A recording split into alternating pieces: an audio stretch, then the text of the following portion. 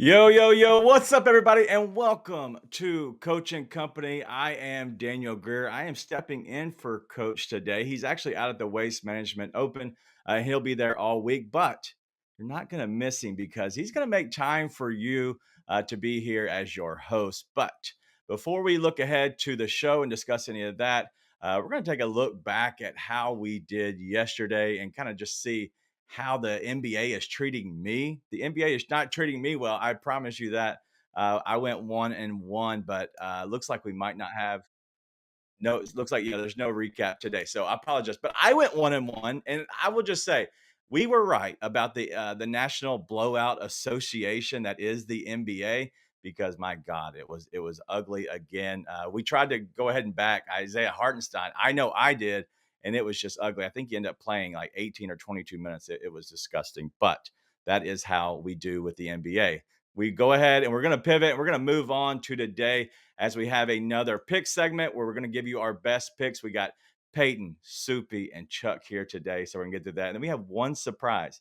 We don't have a video for Around the Rink, but Mark sent in his plays. He's actually having an emergency surgery today, but he was very kind to go ahead and send us his picks from the hospital. But we didn't have time to go ahead and show you that because you know what? We're going to let him rest. And so we told him just to chill out, but we appreciate his picks. Today, we're going to get into our one word and just have the guys discuss a few topics and give us one word on that. We'll talk about the Super Bowl in the C segment. And then the last segment, before we get out of here, we'll do a little hoop it up as we always do. But you are watching here live on Stadium, and we appreciate you all coming in and making this a part of your day, Monday through Friday at 10 a.m. Eastern. But that's enough of me. Let's go ahead and get to the guys, and let's beat the books.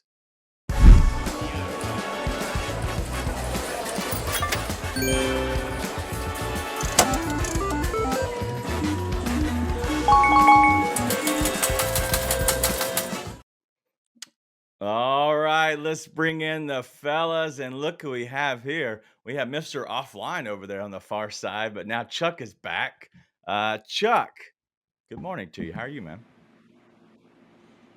Offline, hey, morning D to the G and company. Yeah, you know I'm here. How about us getting beat on our own goal yesterday and not sweeping the Hmm. board? That was brutal, but hey, we're back for a little bit more today. Nice to see you in the host chair. Hey, it looks nice on you. Hey, man, looking good. I appreciate it. I put a little collar shirt on just for you. We'll go to the man in the middle. Coach said he's got the best beard in the game. I do like it. Very jealous. Good morning, Soupy. Good morning, everybody. Good morning, company. I'm excited. We got the Super Bowl this weekend, and then the two new NHL and NBA structure of their All Star games. I'm excited to see what those are going to be like. I like that a lot. All right, well, let's get to the third man, and he's not doing so well today. I don't know if you want to share a little story or not, but Peyton, good morning. Morning, DG. Good morning, everyone. Yeah, last night had a late intramural game. It was a prime time game, 9:30 start. They had us on court one. Big time, guys. I go up for a rebound, come down, turn my ankle on someone's foot. So I don't know if we're fractured right now, if we're broken. It's awful. I can't even stand on it. I gotta go get that checked out today. It happened too late last night to go anywhere, so we're gonna check that out after the show. But the show comes first, DG. So.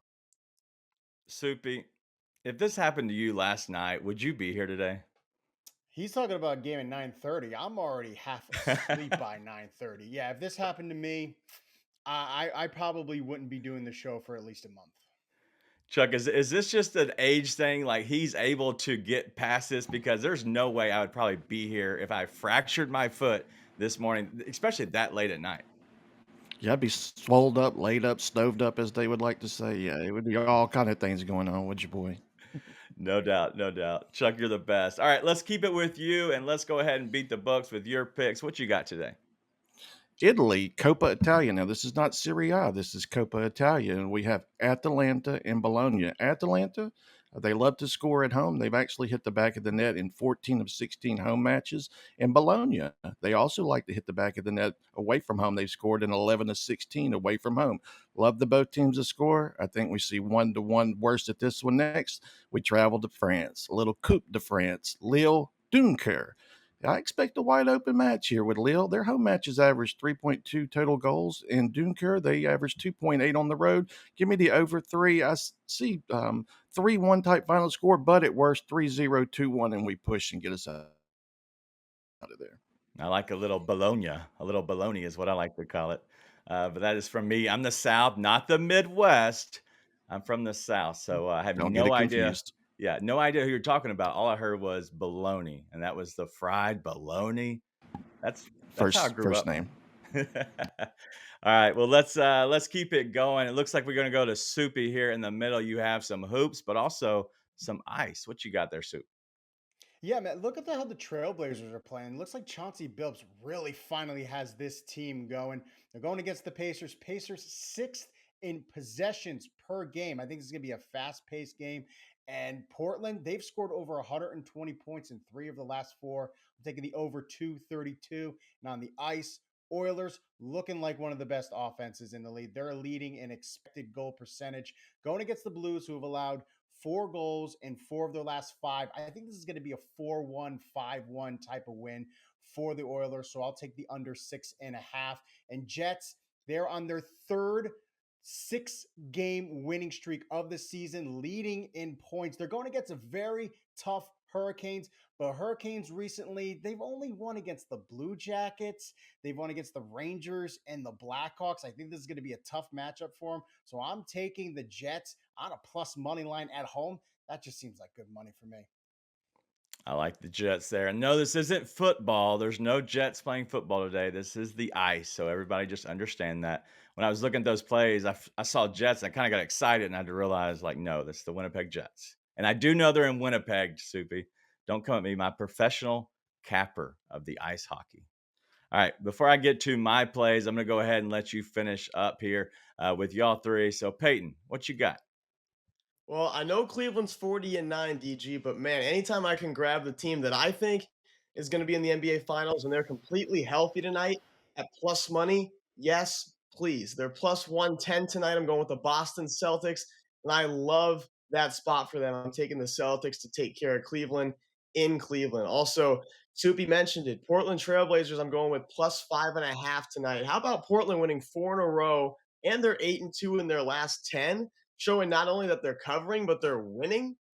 Now, I'm not taking these guys to win tonight, but I do think they'll keep this a close game in their own building tonight. So give me the Trailblazers plus 5.5. Yeah, I like that play a lot. The Trailblazers coach was on them the other day on the show, and they have been looking good and very much an uptick. Chuck, I know you're a big capper on the totals a lot. So, do you like the way that the Trailblazers have been playing because they look like they've been being over teams as of late? Even though you liked them as the under the other day, but they've been an over team as of late for sure. They're definitely an over team. They're pesky. They don't go away. They just keep making shots. They're fast paced. They just keep coming at you. So yeah, I definitely would ride them on the over trend as much as possible till the wheels fall off, as we shall say. But yeah, I like them. They until they start missing shots, and they'll ultimately taper off. But for now, yeah, over team. Yeah.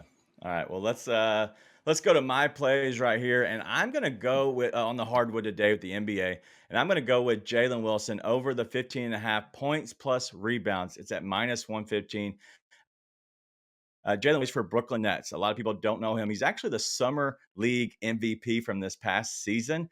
But he's been over on this number in 5 straight, going against a Houston team that looks to be without Fred VanVleet again. But in all honesty, they make you go one-on-one, the Rockets do. And so I like Jalen Wilson being a guy who can be a shot creator, continuously doing that, and then grabbing a few rebounds along the way only helps us in this combo line. So we're going Jalen Wilson, the over 15.5 points plus rebounds. Then we're going to go to my guy, Norm Powell. This is the later game. He plays for the Clippers, over the 5.5 rebounds plus assists. He is a scoring guy, but going against the Lakers, they're not very deep and they're not very big right now. And so you're going to be able to have a chance to grab some little rebounds here and there, maybe do an extra hockey assist kind of type thing. So Norm Powell consistently over this, the last 5 games, he's had 6 or more. So we're going to go over the 5.5 rebounds plus assists at minus 105. All right. I told you that we had a little around the rink segment. And so Mark was able to send us in his plays. And so he's going with the Senators and the Lightning in the first period under 1.5 goals at -110. I'm not going to be able to talk too much about it because I don't know enough. But one thing I do know is that anytime Mark gives a first period, if it's an over, an under, whatever it might be, I always tell because he has been a magician with doing any of these first period plays. And then we're going to go with a Flyers team total under the 2.5 at +100. He did say that the Flyers have not been scoring at all, and especially going against Utah, I believe. We're going to go under on their team total, under the 2.5 at +100. So I know we have some hockey guys in here. So, Soupy, I'm going to tee this one up to you because you know this much better than I do. And then, Chuck, I want to get your thoughts on it as well. But on the first period or the team total on the Flyers, any one of these you like more than the other? I don't have a lot of confidence in the Flyers this year. I mean, the offense is terrible. Last year they were very good goaltending. There are reasons why their goaltending has slipped up this year that you can all research. But yeah, the Flyers, I wouldn't take their team total. They're just not a good team this year. I like it. So we'll definitely stay on the under on that one. So, Chuck, any of the first period or the other plays that Mark that shared with us that you like better than the other? The Flyers, yeah, they've had a problem scoring. I would look at their team total under. I could probably see them scoring a max of 2 goals. But then first periods, I usually like to get at least 2 or 3 in the first period. But if Mark says they're going under, I'm going to follow his lead. That one does look like one that would Tampa could come out and just score one first period goal, win the first period, and then maybe see some goals more. So yeah, I like the looks. All right. Well, let's go to the hardwood real quick, and we'll finish this segment a little bit. Looks like we've got 2 minutes or so before we hit our first break. So thank you all for hanging out with us at Coaching Company. We do appreciate you waking up a little bit. Maybe you're waking up on the West Coast, maybe the East Coast is you're getting your morning started. But Peyton, I want to go to the hardwood. I know you were on that Cavs Celtics game, and it will be a game that we're going to discuss in our Hoop It Up segment towards the end of the show. But a little discussion around how these teams have played as of recent. It looks like the Cavs are kind of sliding back a little bit. And I know you're targeting the Celtics to win that game.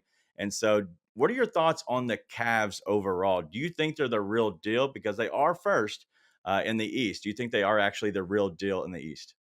I think they're the real deal in the East for sure, but I think they are the second best team in the East right now, DG. I still am on the Celtics for if we're talking about NBA Finals and for the season as a whole in the NBA. I think the Celtics are going to be coming out of the East as long as they're healthy.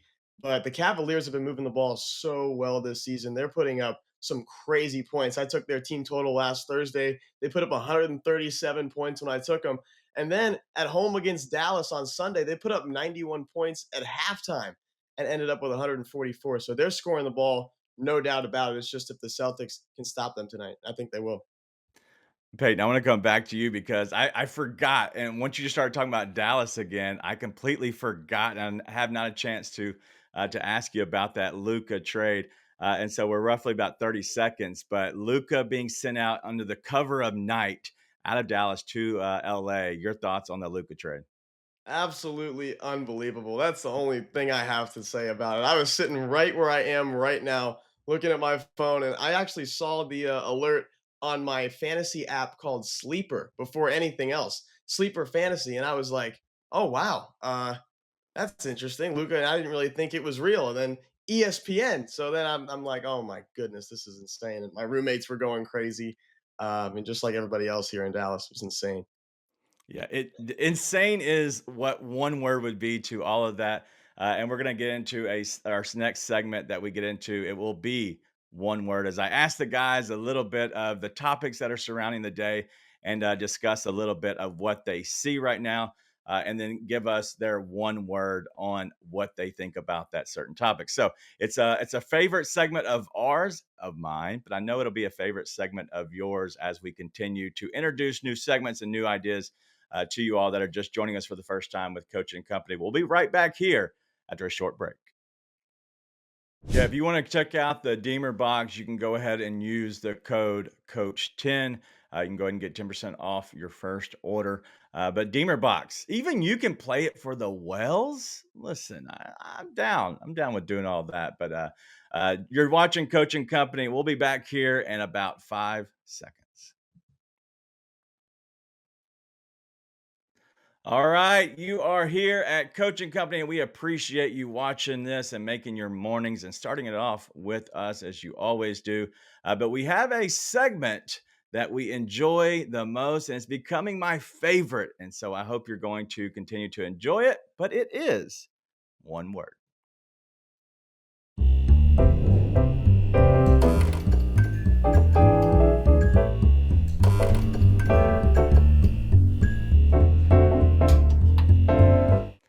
All right, this is one word, and I hope everybody is going to be sharing their one word as we have some OGs over in the chat this morning. Good morning, Robbie Hockey. Good morning, Dan Clark. People are giving their thoughts and prayers and shout outs to our guy that's going around the rink with us, Mark Wallace. But let's go ahead and start off with Soupy here. There's been a lot of news surrounding the NFL, and we're going to start with a couple topics there. But Cooper Cup with the Los Angeles Rams, there's now being reports that he's going to be on the trade block and being sent out from the Rams. And so he's now going to enter 32 starting next season. This season, 67 receptions, 710 yards, and 6 touchdowns. The previous season, he had 59 receptions, 737 yards, and 5 touchdowns. He is owed $20 million still, and if he is cut, it is a $5 million hit to the Rams, and so they can easily cut him and move on from him, but they also want to look to eventually trade him. So, Soupy, if you can give me one word on this situation going on with Cooper Cup. Puka. The Puka Nakua has been a rising receiver over the last couple of years. I think now they're going to focus on him being that number one guy in the Rams offense. I mean, Cooper Cup has been one of the best slot receivers over the last few years. I put him and Keenan Allen as 1 and 2. And if they could get some value for him, I think there are teams that are going to want to have him as that security blanket. I think there is a trade value for him. But like you said, if he doesn't, and they don't, it's an easy cut, but I'll say Puka. Ooh, we're going a little puka there. Robbie Hockey in the chat is saying injured. And so I like that one a lot. Peyton, same thing to you. Cooper Cup, your one word on his situation there in Los Angeles. Depressing, DG. My word is from a fan standpoint. Absolutely depressing. I'm so upset that Cooper Cup's gonna be leaving the Rams, and for them to just tell him, hey, you're getting out of here. It's got to be a kind of a gut wrenching going for Cooper Cup. But then again, Supi mentioned Puka Nakua has really been the guy this season for the Rams. So does he might want to go? He might want to go somewhere else and be the guy there. So we'll see what happens with Cooper Cup and where he ends up. I like it. All right. So let's go ahead and give mine, and that's going to be professional. This is a business, guys, and he isn't living up to his numbers and what they owe him. I know the $20 million doesn't seem like a lot, but like a guy like Travis Kelce, who we're going to talk about next, he's only getting paid $17 million, and he's a big part of the team that's actually in the Super Bowl. And so, with that fact is, I know $20 million might not seem a lot if you're looking at the NBA, but in the NFL, it is a big salary, and so they're going to probably look to move him and maybe get a little bit younger, maybe somebody that's not as injured, but maybe secure that defense a little bit. Chuck's in the comments, as everybody knows, he always slides there. So if you have any questions for him, make sure you go and check out with Chuck and see if you can throw up any questions, whether it's soccer, basketball, whatever. Chuck does them all, but his one word is expected. And so I would assume that's expected in the Cup household. All right. Well, let's go to Travis Kelce here. And Travis Kelce, he is the age of 35. He'll turn 36 during the season next year. But he said he's had no thoughts of retirement so far. He has owed that $17 million for next season. And so there is ways for them to get out of it a little bit cheaper, but I don't see them cutting a guy that just goes to the Super Bowl. And so I don't think this Chiefs organization would do that. I don't expect them to trade him. So I think it would be him getting his contract, whether they restructure or not, or he comes back. And so with that thought, Soupy, your thoughts on Travis Kelce not having any thoughts of retirement so far? Nucleus. Patrick Mahomes and Travis Kelce are a nucleus that have gone to 5 Super Bowls. or sorry, actually, this is 6 Super Bowls now. They are one of the best or tight end quarterback tandems that we have seen in a long time. It's up there with Tom Brady and Gronk, or Philip Rivers and Antonio Gates. The, why would you want to retire when you guys are still that good? Travis Kelce, with all the injuries that the Chiefs had during the season, he stepped up and he started to play well. So there is no reason for him to retire right now. Yeah, Travis Kelce playing the way he does during the regular season makes me think of the NBA that we'll talk about next. But it makes me think of regular season, like, hey, just take it easy. Maybe we're talking about Jimmy Butler here, where he's taking it easy through the regular season, and then you get playoff Jimmy. Well, maybe you're getting playoff Kelce here because he is showing up and he's being a true threat. But Peyton, I'm going to go next to you with the exact same thing. Give me your one word on Travis Kelce not thinking about retirement. Liar. Of course he's thinking about retirement. I just don't think he wants anybody to know about it. If they complete the three-peat, I think Kelsey is done. I think he has completed what he needs to, and I think he's very into the whole pop culture now. He's got Swifty going, and I think he gets into that life, and he shows up to a lot more Taylor Swift concerts after this year.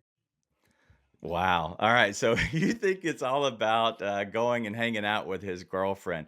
Well, I'm going to go with my one word, and we're just going to go in honor of my daughters, Swifty. I think he's a Swifty, and just like you kind of took mine that he is a liar. I think he's thinking about the Swifties themselves and thinking, hey, it would be kind of nice to go on a three-peat right off into the sunset. I'm really liking this girl, and I can kind of just, get a little bit older and honestly enjoy her, enjoy each other. I don't know if it is true love, but if it is, that might be a chance that he does right off to the sunset because girls make you do stupid things. I know that's true 100%. I've been married now 10 years and something, I do dumb things because I do love my wife, but they're probably smart for me. And so that's why I keep her. Well, she probably keeps me around. I won't say the other one. I'll get in trouble. But let's get to the NBA. I want to talk a little bit about LeBron. There's been a lot of news and rumors going around within the trade deadline as it approaches Thursday. And so now, Soupy, that we have a little bit of LeBron. Now he's 40, and they brought in Luka, and they're calling him the mentor. Are they serious about winning? And so that brings me to my thoughts of the Golden State Warriors are saying, hey, we would like to have you. We have Steph Curry. He's still really good. Our team is good enough to win. If we added LeBron James, then we might be able to make a run at another championship and kind of all go out, and, kind of ride off into the sunset together. So give me your one word on this situation where LeBron has potentially or rumored to go to Golden State Warriors. Geriatric. Why do you want to bring in a 40-year-old? You're already an old team. Yeah, Steph Curry's still good, but he's getting up there in years. Same thing with Draymond Green. You want this team to get younger, not older. Like this is just be a temporary solution for a bigger problem that the team needs to start changing over. So geriatric. I love that. I love that. All right, let's go to you, Peyton, here. LeBron, same thing. The one word on the rumors and potential of him going into the Warriors and joining them. Man, perfect. I think that's a perfect thing for the Warriors. They want to win right now. Steph Curry, their guy, is 36 years old, and all Golden State's worried about right now is winning while Steph is Steph. And we're already seeing kind of a decline in Curry's points. And that's just becoming, from age, he's not able to run around off ball as much and come off ball screens and get open looks. He needs a facilitator around him. I think LeBron is a perfect player to put in that position for Golden State. All right. So I love both of yours. I have mine, but it was more of a question. How? Like, how do they make this work by the numbers? I know on the court it does make sense, but how do they make it make sense? Like within the money. My God, like we're looking at a guy that's getting paid $50 million, and you're going to send him to the Warriors. But what are they going to have to give up, and what do they have to give up to make up the $50 million just overall? It doesn't make sense. Like Jonathan Kaminga is not making any money, but he's going to be the trade piece to all of this if you're going to make any decisions, and that would be smart for the Lakers, in my opinion. Let me run back one more, and I did not give you this one, but just kind of we have about 2 minutes before we get out of here. But the Lakers getting Luka, right? And so they do have LeBron and Luka this year. What would if I told you that the Lakers decided this season that they were going to punt this season because Luka has been coming off that calf injury. And maybe they say, hey, we're going to look ahead to the future, get some assets, and actually make this team better for the future seasons. If I told you that was their plan, Soupy, what would you give one word for that? Smart.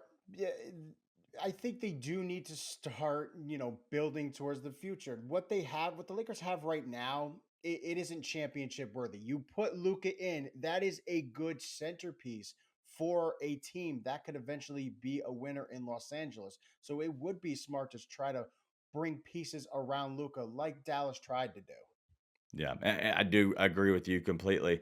All right, Peyton, same thing for you. If they were to go ahead and punt on this season and maybe they use LeBron as a trade chip to get him out from the Lakers organization, they've already made one smart move. What do you give one word for if they were to look for the future and make plans for the future with the decisions they're making now? Yeah, just correct. That is the right, correct move to make when you get a 25-year-old and Luka Doncic, a young player, youngest player in the league right now, and you just have guys to build around him. And if you trade your guy LeBron, who's 40 years old, to a team that wants to win now, and they give you pieces that are going to be really good for you in a couple of years from now, that's a really, really good move. It's the correct move for the Lakers. Yeah. I agree with both of them. I don't know if I have a one word yet because that makes the most sense to me. Like, why would you worry about this season when you're having a guy that you just went ahead and set everything up for the future? And I know they're going to make moves, but are these moves for this season or for the future going forward? I think everything they do has to look for the future. Well, we're going to get into a lot of that in the Hoop It Up segment in our last segment, but the next one we're coming up against is going to be Super Bowl. It's all Super Bowl all the time, and we'll discuss all of that. There's guys in the chat. Cheesy's here giving out his play, so make sure you come over here and join us if you're watching live. Thank you all for hanging out with us. But this is Coaching Company. We'll be back here in just a few minutes. All right. Thank you all for hanging out with us. We're midway through the show. We're going to get into a lot of Super Bowl talk as we get into breaking down the games. We're also going to look at some different numbers that the guys have within this the quarterbacks, the running backs, as well as some receivers or tight ends. So we'll get into all of that with our guys, as well as doing a little bit of a prize fight as we look at a lot of the prize picks and what the guys have is their 3-pack that they're going to have for us today. But let's go ahead and start breaking down some numbers on the quarterbacks as we look at these numbers. Peyton, I'm going to let you go first here.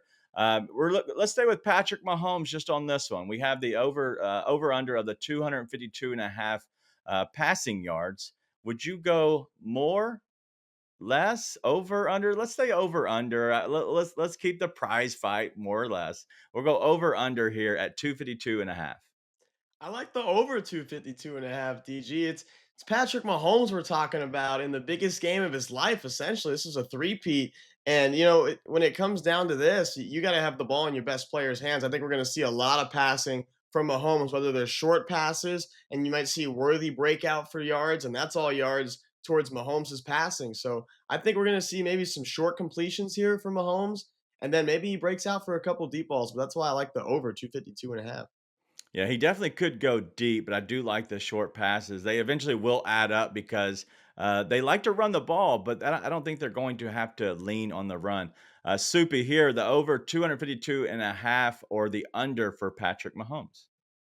I like the over. I think this is going to be a scenario where he maybe doesn't, he's not going to be close to this most of the game. I think it's going to be sort of a fourth quarter charge for him. The Eagles, they're a top four defense, top four scoring defense, one of the best run defenses in the league. So I think they are going to lean on Mahomes' arm more than usual. I think he's going to get over this very late. I think it's going to be sort of like a 260-yard performance for Mahomes. Wow. Yeah. So everything screams under on this game, and I continuously keep saying over. And so I'm going to go over just because it seems like it should go under, but I'm so wrong most of the time on these. So I'm going to go against myself and fade myself. Even though we're all going over, I still feel confident about it. But I like Patrick Mahomes to find somebody within the seams of this defense. It could be it could be Travis Kelce, it could be Noah Gray. You might be able to get somehow on the outside and run some screens with Xavier Worthy. But I do like the over as well. All right, Peyton, we're going to go to the other side with the Eagles. We have a 213 and a half. No, this isn't the rushing yards for Saquon. This is the passing yards for Jalen Hurts. So 213 and a half, over or under? 213.5 would be a great Saquon number for this game because I think they're going to give him the ball maybe 40 times in the Super Bowl. You got to give it to the guy who got you there. And so that's why I think Saquon's going to be taking the ball the majority of the game. We also are going to see a lot of Jalen Hurts rushing, some scrambling. I don't like his 213 passing yards. I'm going to go under that. Ooh, we're going under. And that is such a low number, but Hurts isn't just completely just wowing you with his arm as of late. Soupy, are you going over or under the 213 and a half for Jalen Hurts?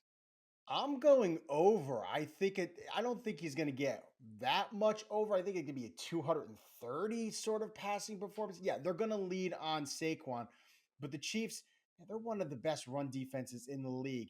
If for some reason Saquon cannot get the ball, cannot get those big runs, they got to lean on Jalen Hurts. And you have to balance this run and pass. That is the only way that you could sort of spread out that Chiefs defense. Don't keep him in the box and try to get Saquon those opportunities to find the gaps and get the big runs. Yeah, I think I might fade you, Soupy. Was torn on this and which way I would go.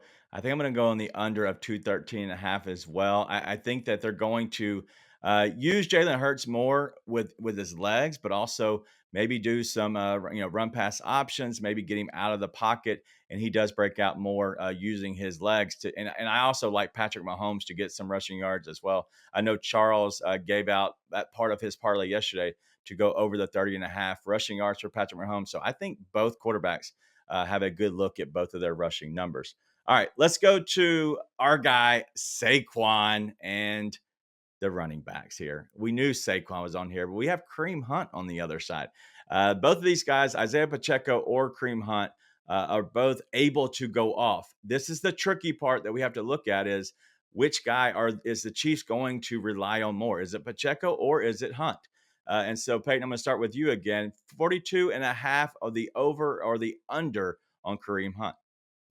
Yeah, I'm gonna go with the under on this because I think he's gonna punch it in the goal line if they're there. It seems to be he's been that guy all season. I think Pacheco is gonna be more their yardage guy. He just runs like a madman. We all know that. And in the Super Bowl, I mean, that's what you want to go with. If you want a couple yards, 5, 6 yards on a 1st and 10, give it to Pacheco to get you a couple yards. I think that's what the Chiefs are gonna do. I think Hunt is gonna be more of a goal line guy in this game. I like that. All right, Kareem Hunt for you, Soupy. You going over the 42 or the under 42 and a half? I'm going with the over. I think they're going to lean on Kareem Hunt more than what people might think. He's been great this year since coming back to the Chiefs. And that Pacheco and Hunt, I think they're going to be a little more balanced. I think it's going to be a little more of a split backfield. So I think he could definitely get the over. Both of these running backs, Pacheco or Hunt, both have really low receiving yard numbers. I'm curious if you can look at something like that where they might be able to catch one pass for 7 yards and go over that number.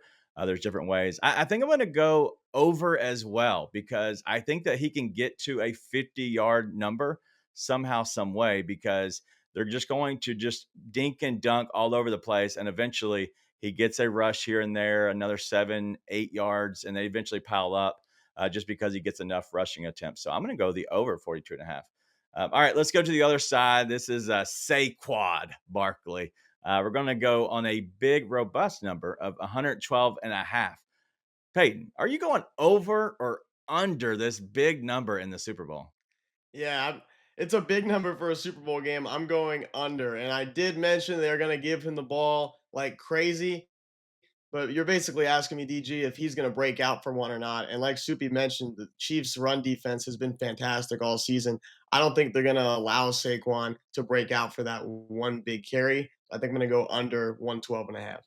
Wow. I know a lot of people are playing his longest rush, And so that's been one of the biggest things. And if you're playing any lines now, you might have missed the best numbers, but you can still get decent numbers just overall, whether it's these numbers or they're only going to continue to go up until probably an hour before the Super Bowl. They might fall down with the books trying to settle a little bit. But overall, you're going to see these numbers. So if you're going over, get it now because you don't want to try to go and maybe the day before the day of the Super Bowl when it could be up to 115, 117 and a half. It could be even higher. So Soupy, your thoughts are going over or under this number? I'm going over. If you want to doubt Saquon, you can, but every time we do, he just comes through. He could get this in 2 to 3 rushes. He has that big play ability. I think this is going to be a game where he gets 25, 26 carries, well over 30 touches in total. So I would even look at his rushing and receiving prop because I think he's going to have an explosive game because they are going to lean on him. Wow. I am going the under on this. There's a stat going out right now that the Chiefs have not allowed a 100-yard rusher in the playoff games. I don't know the exact years or how long it's been, but those stats just scream, hey, they're going to limit him. So take away what they're best at, which the Eagles are best at running the ball with Saquon. So if they can somehow not take it away, but limit him in a sense, then there's a chance that they have a really good game plan set up to guard against him going off, especially the long rushes. So no matter how good Saquon is, I think that they can somehow limit him just enough. So I'm going to go under the 112. All right, let's go to the receivers. Pass receivers. That's probably not the right thing to say. I'm going to go with the tight end here with Travis Kelce first. 61 and a half, Peyton. Over or under? Going over the 61 and a half. I think it's too small of a number for a guy like Kelce. It's been Mahomes' guy his whole career. It's going to be the guy he's going to be looking for in the middle of the field, whether they're short little passes, they're going to add up. And I think 61 and a half is too low of a number for a guy like Kelce. But I also target some Xavier Worthy in this game as well to be getting some catches. But I do like the over on 61 and a half for Kelce. All right, the guy not thinking about retirement, Travis Kelce. Subi, you going over or under the 61 and a half? I'm going with the over just because the linebackers do have trouble dropping back into coverage. It's the corners and the safeties that are very well in coverage. I think the receivers are going to have trouble. Worthy, Hopkins.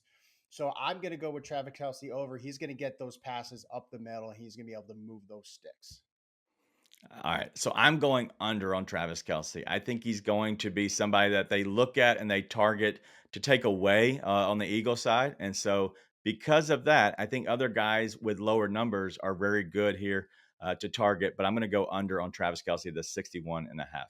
All right. AJ Brown, the Mr. Book Club champion of the year. We're going to 69 and a half. Peyton, you going over or under that number?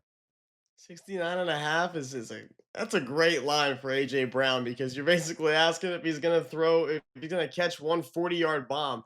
And that's because that's what I've seen a lot of AJ Brown this season.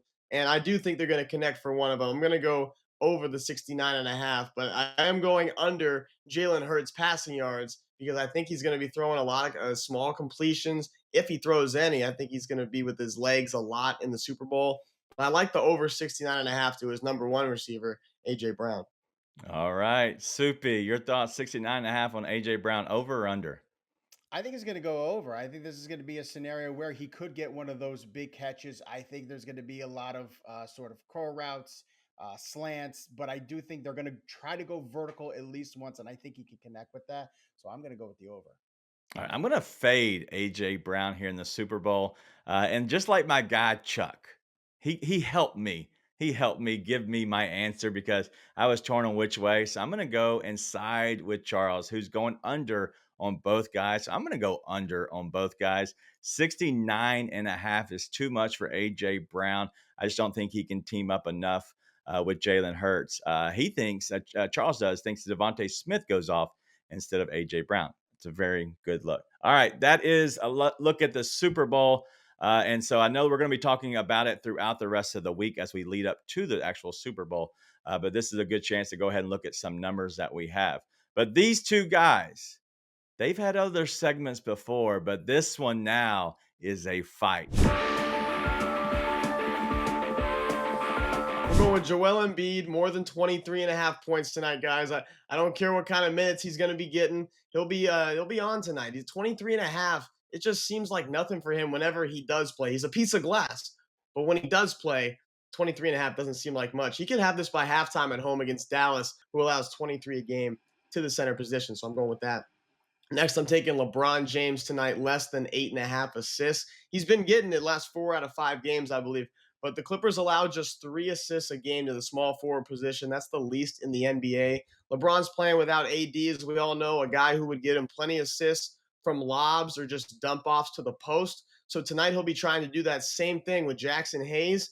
And I like my man Ivica Zubac to play some nice defense to prevent those easy assists tonight for LeBron James. While we're talking about Zubac, why not take him on the offensive end to play big? I'm taking him over or more than 26 and a half, Prize Picks lingo, more than 26 and a half. I like him scoring the ball and rebounding tonight at more than 26 and a half combined. He's going to be playing against a backup center all night, and we'll see him be aggressive in the post and on the boards.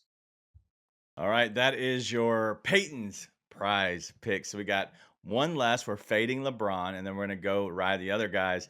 We're going more than. And so, Soupy, you got some. You got to come out with a win now. Okay, this is the second time you don't win. That's 2-0 for Peyton. So what you got, Soup? Just hearing him twice just completely confirms that I'm going to win this one. I'm starting with Drew Holiday in the matchup against the Caps. He's gone more than this prop in 8 of 10. These have been some high scoring games. They can have so many scoring options. That's why I love Holiday. Oh, more than 9.5 points. Let's go on the other side. Jared Allen. He is yet to record a block in both games against the Celtics, and the Celtics have the second fewest shots being blocked this year. So give me Jared Allen less than a block and Klay Thompson more than 3.5 threes. He's gone over this in 3 of the last 4. Philly, they're 24th in opponent 3-point percentage, and they've allowed somebody to go over this prop in 10 straight games. We got Soupy going with 1 less than and 2 more than.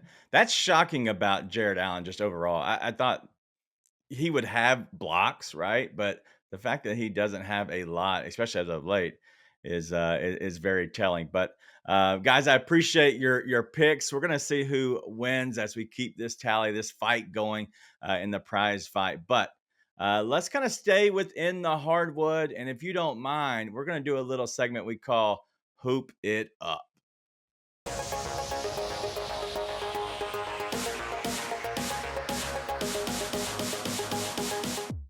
All right, we're gonna get into a little hoop it up today, and let's go with the first game. And y'all were talking a lot about, and it is the number 1 in the East against the number 2, and so we have the Cavs and the Celtics. And Peyton, I'm gonna let you go first here as well. As we look at this, we do have a 1.5 on the number, and it's leaning into the into the Cavs.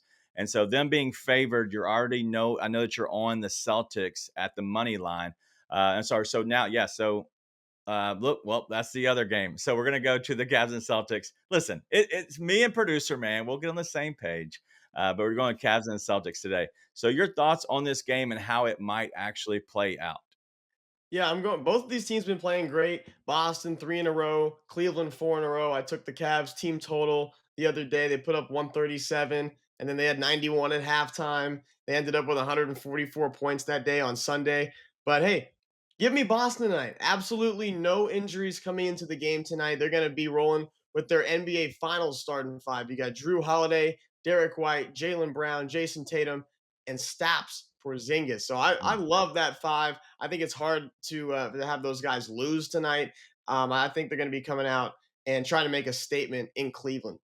All right, let's do the same thing to you, Soupy. Do you think that the Cavs can kind of hold their home court right tonight? I think it's going to be tough for them. They've been regressing a little bit lately. The Celtics too. I mean, they've had a couple of rough games. Against the Pelicans, they almost lost. They've been a rough go. But what I've seen, both these teams can score. the Cavaliers, when they got Danny Atkinson, they completely changed their entire setup. They're now more of a high scoring team. Same thing with the Celtics, though, because they can adjust to their opponent. They got to play defense, they'll play defense. If they got to score, they could score. But I do think that the Celtics look like the better team at going into this game. That's why I think they could take it in Cleveland. It's the big matchup tonight, for sure, within the Cavs and the Celtics. This is it is a prize fight in a sense, right? It's 1 against 2, and this could be what it looks like in the Eastern Conference as these two teams come down. But we do have, I think, full health for the Celtics, and then there's nobody really out for the Cavs that they have on their injury report. That really is a consistent piece to their puzzle, and so I expect both teams to be full health. I think this is going to be, no pun intended or pun intended, a prize fight tonight as we take on these two teams. But if you are not here in the early segment, we like to make sure that we treat you as well. So if you join us towards the end of the show, we want to make sure that you get our picks. And so we're going to bring back Charles here as we lock it in.